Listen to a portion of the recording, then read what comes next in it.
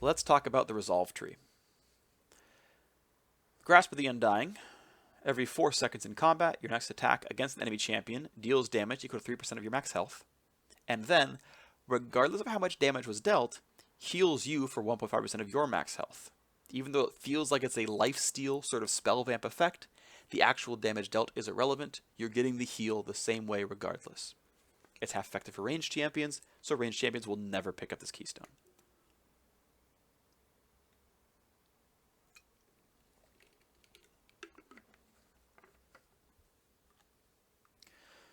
What this means basically is you grab this keystone if you're a tank support playing against another tank support, and you don't want to go for Courage of the Colossus.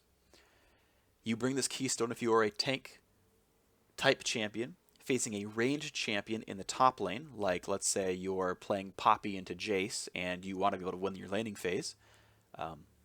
Courage of the Colossus will not help you win your laning phase, but Grasp of the Undying sure will.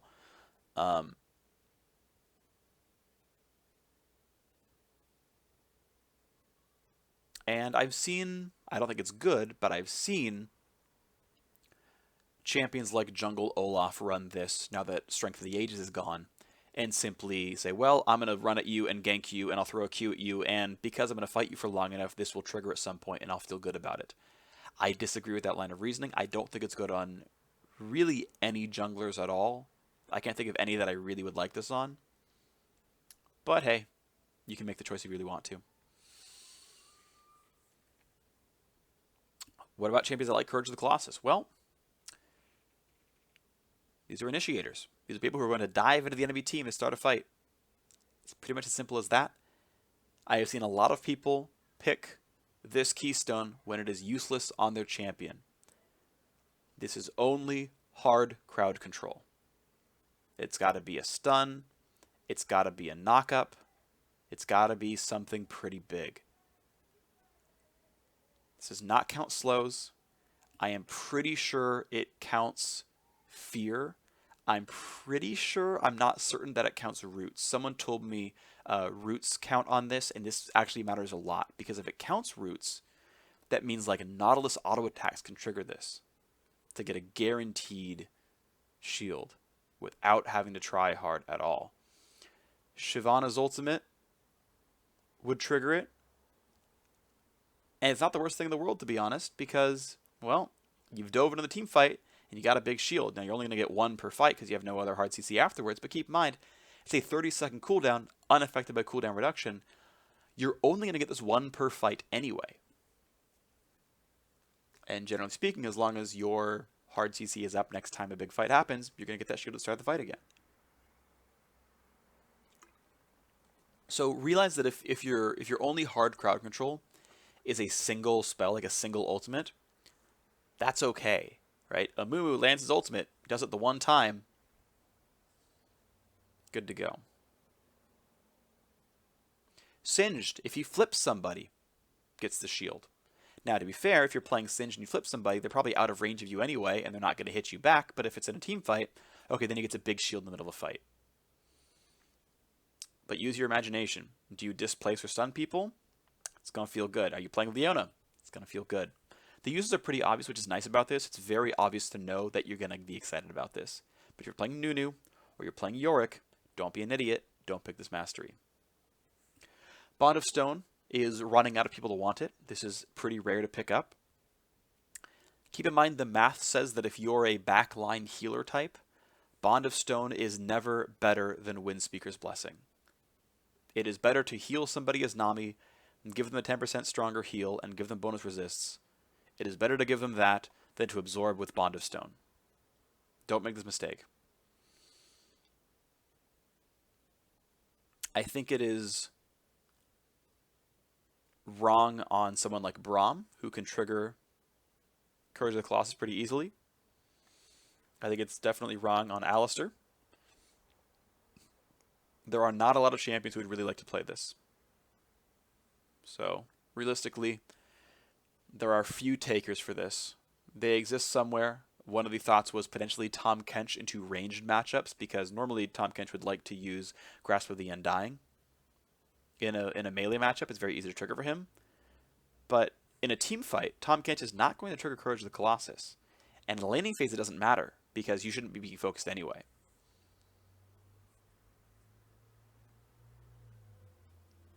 So keep in mind for champions who cannot easily apply crowd control, and heck, Sion might even be an example of this, where if you can't reliably get a Q off on Sion, or an ult off on Sion, like support, you just might not want anything out of this. That's a chance. Now it's worth pointing out, Galio loves this. Galio taunts everybody, which I assume is hard crowd control. I'm not certain, but I believe it is. And then gets a shield when he taunts everyone. There's some great synergies there, of course. Okay, and so you're a champion getting one of these keystones. What does that mean for you? Well, are you getting swiftness for tenacity and slow resist? Or are you getting legendary guardian for armor and magic resist?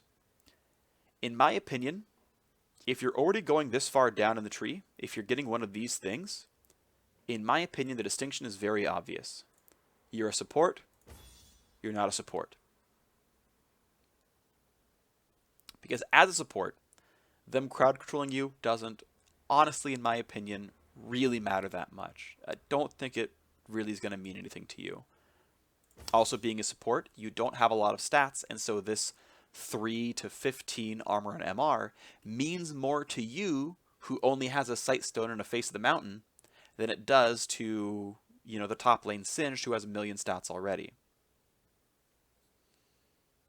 But if you're playing top lane Trundle, or maybe you're playing Grasp of the Undying Fiora, which is a reasonable choice to make, getting away from slows feels really good.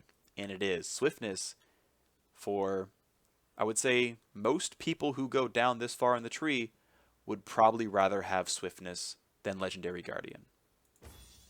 This is good, and it's never bad, but this is actually amazing.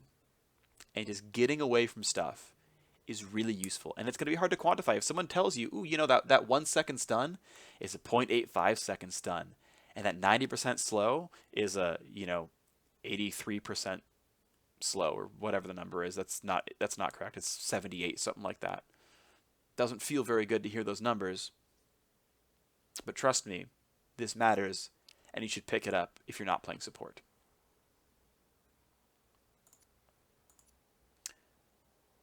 These are the reasons that a lot of people go 12 points into Resolve.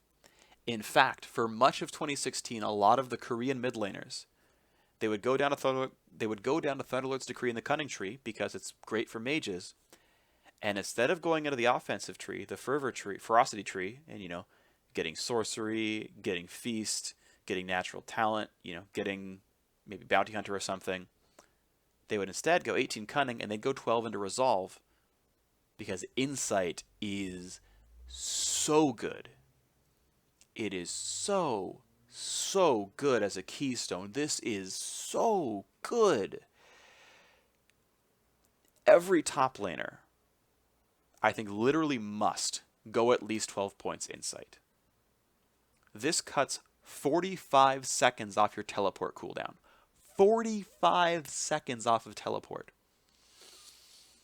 That is a lot. It cuts 45 seconds off of flash. That is a lot. This is full Craigasm amazing. Insight is the best. It is arguably the best 12-point keystone in the game, although Ferocities honestly give it a pretty good run for their money. Perseverance is not bad, but the problem is Insight exists. So if you want to get Perseverance, you should get Insight. We added a new one, though. There's a new keystone. It's called Fearless. Gain 10% and an additional 2 per level bonus armor and magic resist when you're damaged by an enemy champion. And this has a 9-second cooldown. It lasts for 2 seconds when it happens to you, and it lasts for 9 seconds afterwards. Then it's down for 7, and it's on for 2. Now that's actually fine because that lines up pretty well.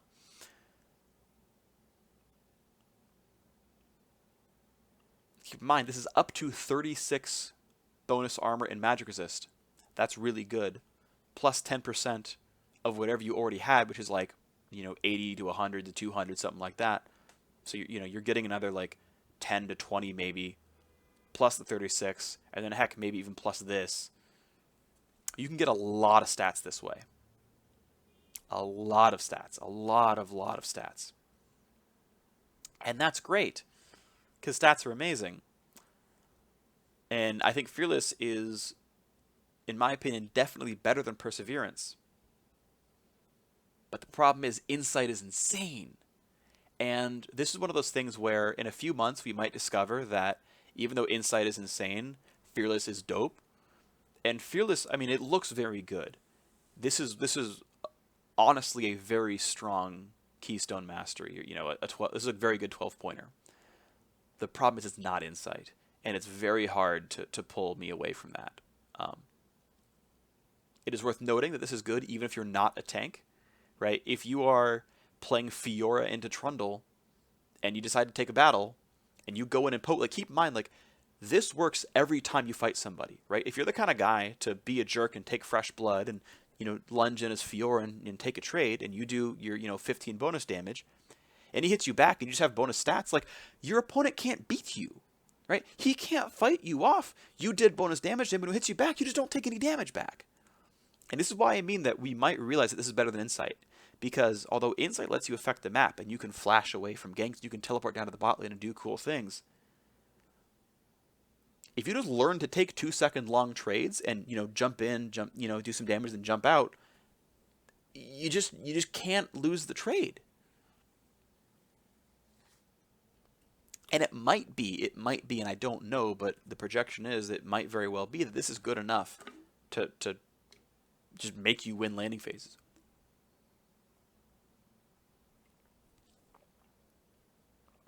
And I realize the numbers look kind of small, right? This is like, at level 3, it's like 7 magic resist.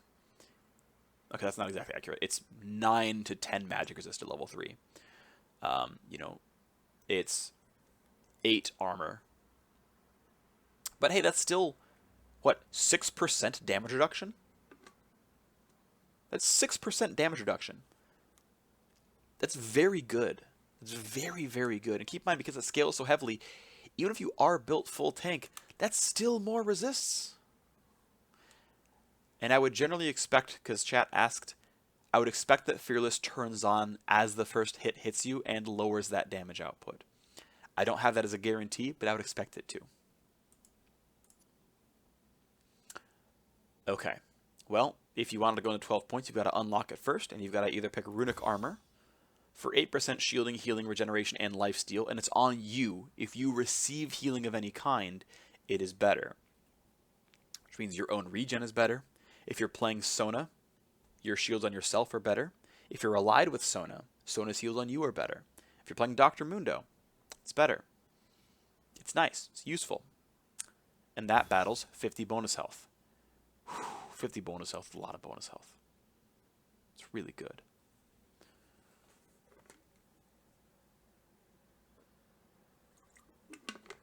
Now, there's some interesting things at work here. Because, for example, both of these synergize with Grasp of the Undying. Grasp of the Undying either does 1.5 more damage, which I know is not insane. I understand that, but it's still more damage for free for taking a keystone that's already good. 1.5 more damage doesn't suck. And it's, okay, yeah, 0.75 health. I realize it's very low. Yeah. And an 8% heal. Well, if you had 1,000 HP, you would heal for 15. 8% of 15 is 1.2? Yeah. At 1,000 health, Runic Armor heals you for 1.2 versus Veteran Scars heals you for 0.75. Veteran Scars also deals 1.5 more damage, which is a net trade of 2.25 health, before resist to be fair, when this was 1.2. You'd need 2,000 health for Runic Armor to be better at using Grasp of the Undying, right? Until you have 2,000 health, Grasp of the Undying is better with Veteran Scars. Just, the only thing you could ever do is use Grasp of the Undying. That's the math for you. Now, of course, your base health regen matters. Hey, if you're playing Dr. Mundo, you're probably just going Runic Armor. If you're playing Olaf, to be fair, it's debatable, but you're probably going Runic Armor. If you are drain tanking in any really meaningful way, you're probably going Runic Armor. But 50 health is 50 health, and 50 health is quite good. And keep in mind that 50 health will always, this is going to sound stupid, 50 health will always provide you 50 health. But in order to get 50 health out of Runic Armor, you must heal for close to 1,000. It's around 600. You must heal or shield or regen for 600 health before Runic Armor is better than Veteran Scars. And you must heal for 600 health every single time you recall. As soon as you get to full HP, you essentially have to reset what you thought you got for Runic Armor and take 600 more damage that you then regen before Runic Armor is better than Veteran Scars again. So again, if you're Dr. Mundo, you're going to regen 600 health. If you're playing Nautilus, you're going to get more than 600 health of shields using W. If you're playing Malphite, yeah, probably the same thing going on here.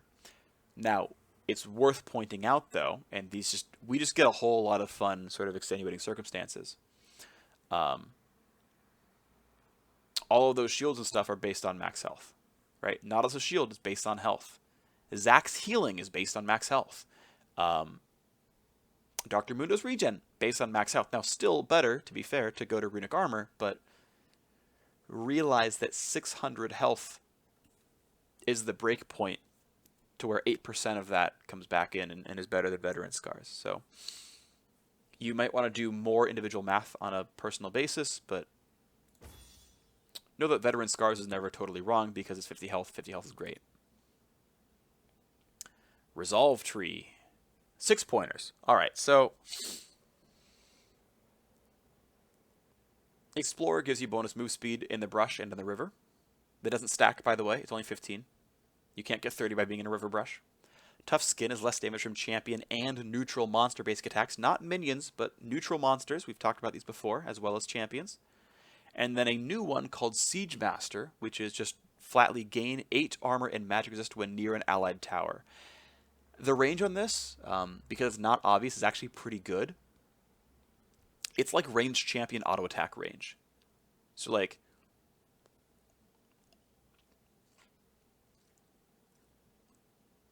I mean, there's no good way, like, there's no obvious reason to be 700 range away from your own turret, but basically, if you're being pushed in but you're not under it all the way, you'll get this bonus pretty easily. You're not going to get it in the middle of the lane, but you're going to get it, reasonably close.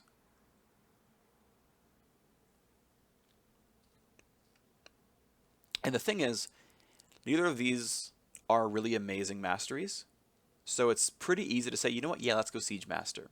What's great is there's a lot of situations where you're going to get poked under turret a lot. And this is going to require some level of math, because if you're getting pushed under your turret, like let's say you're playing Poppy into Jace, and Jace will push you in very early.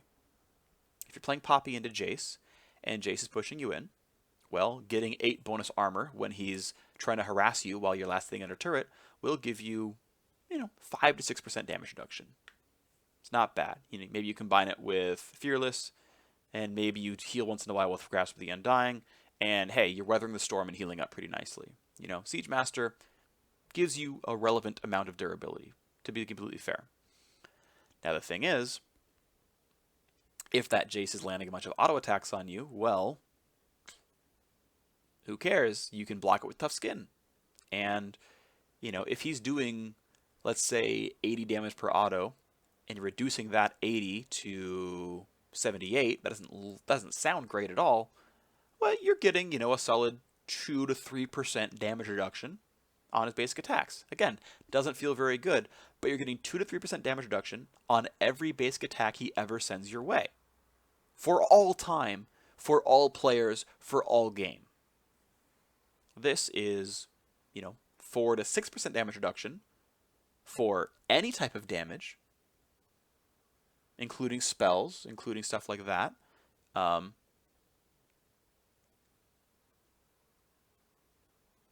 but only if you're near a turret.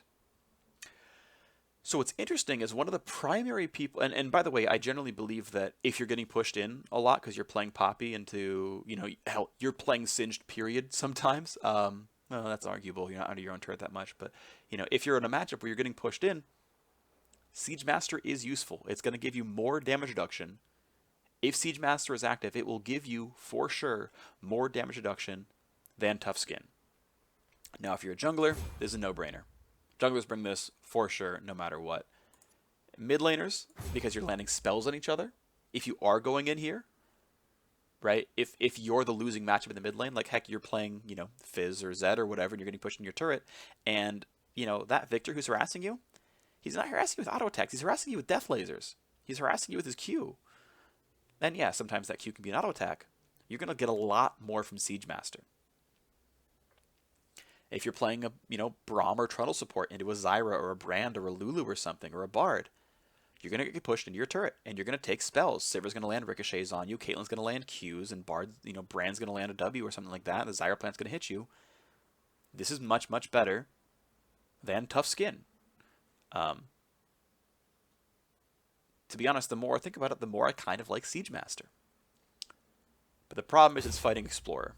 And Explorer, what's nice is it still works in combat. So if you're just having a dragon fight, you're just faster during the dragon fight.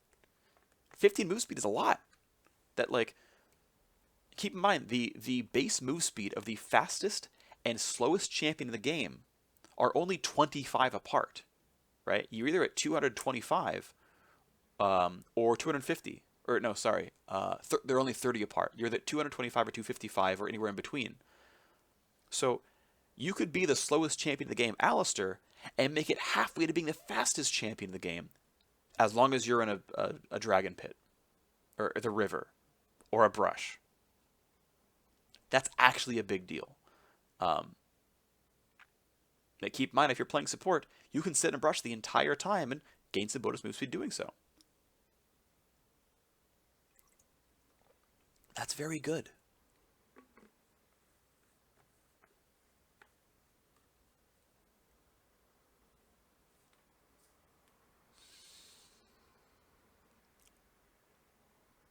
I think as a jungler, I think you still want to take Tough Skin. This is debatable, but generally speaking, as a jungler, your move speed up and down the river is much less relevant than it is for a support, right? If you're playing Thresh or Alistar or Braum and you want to roam up to the mid lane and you spend, 10 seconds walking up the river, this grants you 150 extra sort of distance covered by the time you get there, which saves you about half a second, which is useful, some. And again, in a team fight, that movement speed difference actually almost means more in a sense. Of course, that's combating with you trying not to get harassed, but that's understandable. As a jungler, I think you are almost always better off just being more durable for your jungle clear. This is not a huge impact, but this will save you several hundred health over the course of a jungle clear. Several hundred times you will be auto-attacked. This will matter. You will have a meaningful health difference as a jungler you're taking this. As a mid laner, if you're the dominant one and you want to go down to the resolve tree, great, go explore. Are you the losing one? Probably want to go Siege Master. Similar things for top lane. I think Siege Master in a lot of places is going to replace Tough Skin for losing matchups because it just affects more things. And Explorer is pretty good in general. And finally, the very bottom of the resolve tree, neither of these are great. You get them because directionally you think it makes sense to you. So it's nice we have all these nice losing lane keystones. Ooh, I'm taking a lot of damage. I want to be more durable. And what's nice is, well, here's some health regen. Just flat health regen. Doesn't scale with your character level. Doesn't scale with what kind of champion you are. It's just simply more regen. And that's great. More regen's useful. If you're losing matchup, more regen's nice. Supports, pretty much ubiquitously you're going to bring this because if they can get back to full health, they can start fighting again sooner. Junglers, it's debatable. I'm pretty sure recovery is better than unyielding. Mid lane mage, no use for unyielding. Top lane tank, kind of up to you. Both can be good. But the thing I want to point out with unyielding is it is bonus armor and magic resist. I am 99% certain this only affects and only increases armor and magic resist from runes, masteries, items, things like this.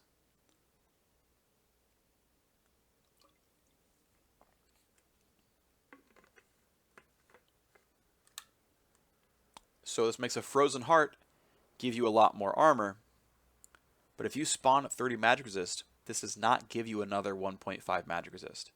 I am almost certain.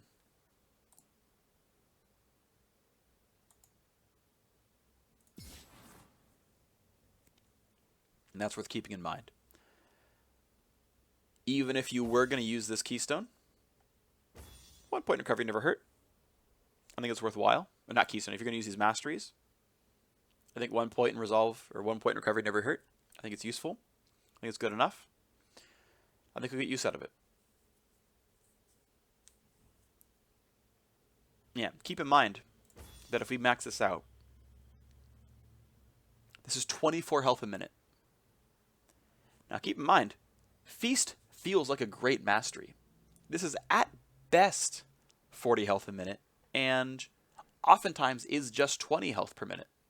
Because you miss a last hit, it goes off in the wrong time, you killed like the last caster minion of the previous wave, and this is 20 to 40 health per minute. This is for sure 24 health per minute. And people like Feast. So recovery is not bad.